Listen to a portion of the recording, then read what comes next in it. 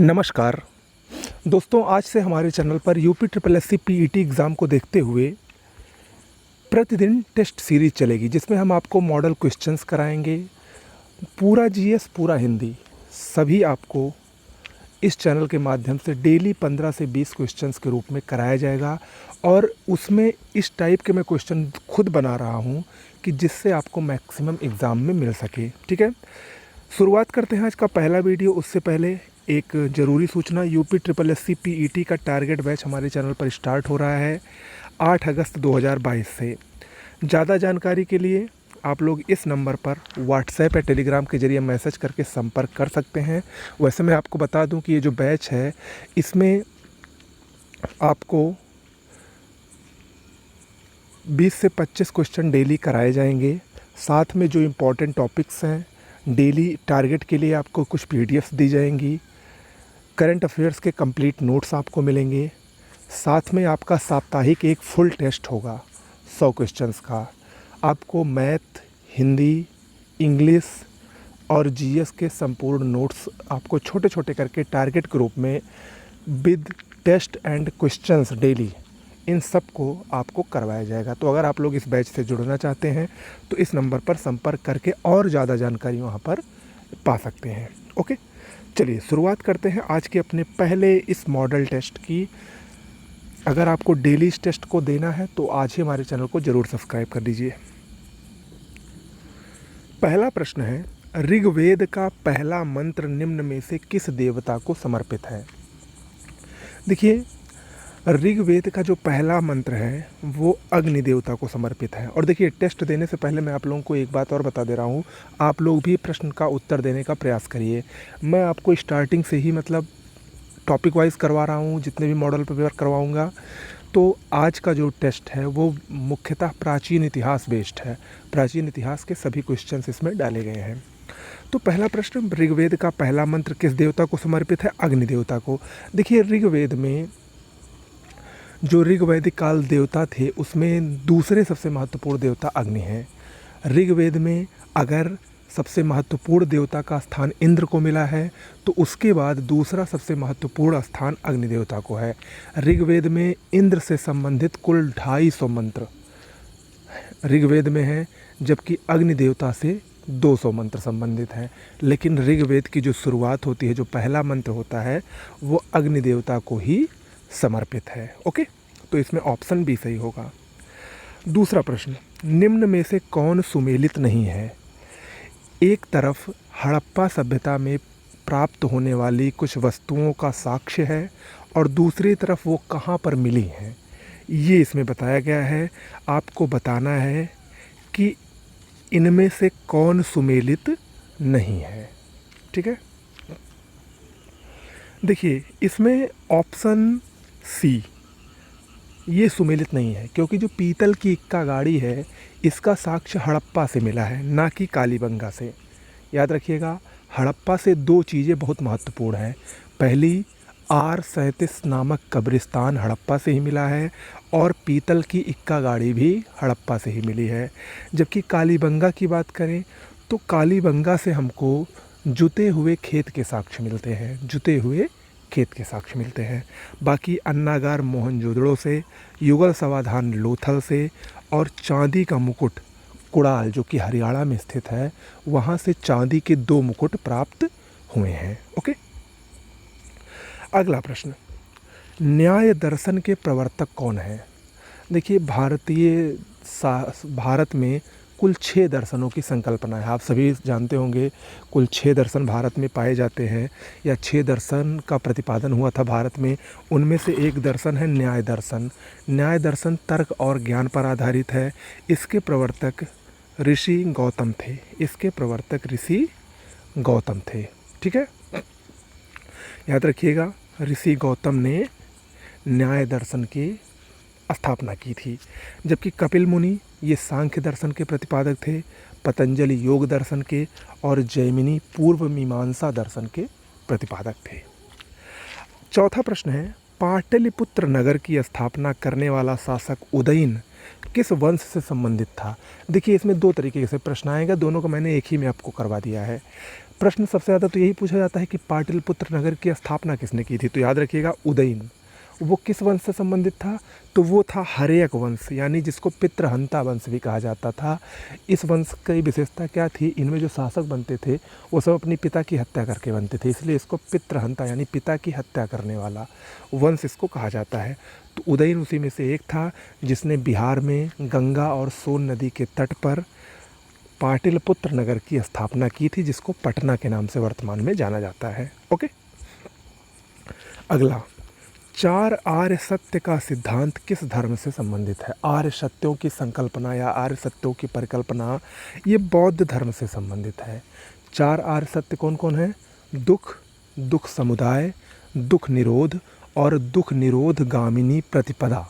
ये चार जो आर्य सत्य हैं ये बौद्ध धर्म से संबंधित हैं। इसमें जो चौथा है दुख निरोध गामिनी प्रतिपदा, इसी में अष्टांगिक मार्गों का उल्लेख है। तो यहाँ पर ये भी ध्यान रखने योग्य बात है कि जो अष्टांगिक मार्ग हैं वो भी बौद्ध धर्म से ही संबंधित है, याद रखिएगा। अगला प्रश्न आज का छठा प्रश्न है, अमित्रघात निम्न में से किस शासक की उपाधि थी। अमित्रघात ये बिंदुसार को कहा जाता है। ऑप्शन सी सही होगा, बिंदुसार, जो कि मौर्य वंश के चंद्रगुप्त मौर्य का पुत्र था। बिंदुसार और अशोक का पिता था, उसी की ये उपाधि है अमित्रघात। ओके, अगला है, आंध्र सातवाहन वंश का संस्थापक कौन था। आंध्र सातवाहन वंश का संस्थापक सिमुक था। ऑप्शन बी सही होगा, सिमुक ने आंध्र सातवाहन वंश की स्थापना की थी। अगला प्रश्न है, निम्न में से किस अभिलेख में सर्वप्रथम सती प्रथा का साक्ष्य मिलता है। देखिए ये बहुत बार क्वेश्चन पूछा गया है, बहुत ही महत्वपूर्ण है।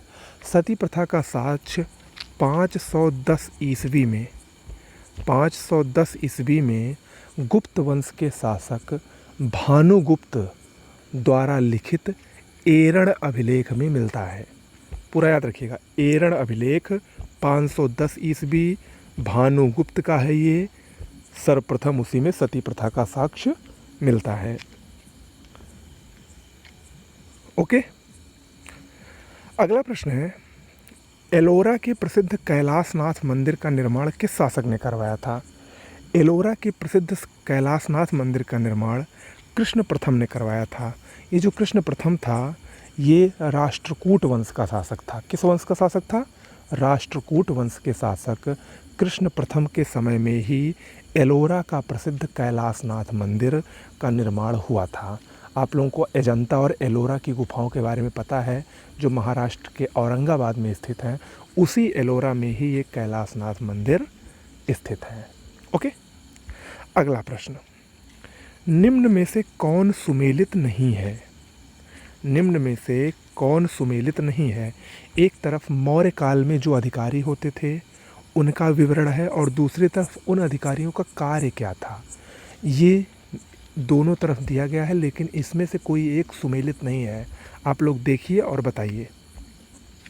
देखिए इसमें अगर हम देखें तो ऑप्शन बी ये सुमेलित नहीं है, क्योंकि जो मौर्य काल में महामात्य सर्प नामक अधिकारी होते थे ये गुप्तचर विभाग के प्रमुख होते थे, ना कि कृषि विभाग के। ठीक है, तो यही नहीं सुमेलित है और बाकी तीनों सुमेलित है। तो यहाँ पर याद रखिएगा, जो महामात्य सर्प होते थे वो गुप्तचर विभाग के प्रमुख होते थे, और जो कृषि विभाग का अध्यक्ष होता था, कृषि विभाग का जो प्रमुख होता था उसको सीताध्यक्ष कहते थे। क्या कहते थे, सीताध्यक्ष। बाकी तीनों बहुत ही इम्पोर्टेंट भी हैं और सुमेलित हैं। समाहर्ता ये कर निर्धारण का कार्य करता था, वित्त मंत्री था एक प्रकार से। कर्मांतिक उद्योग मंत्री को कहा जाता था, और सन्निधाता ये कोषागार का संरक्षण करता था, संरक्षक था।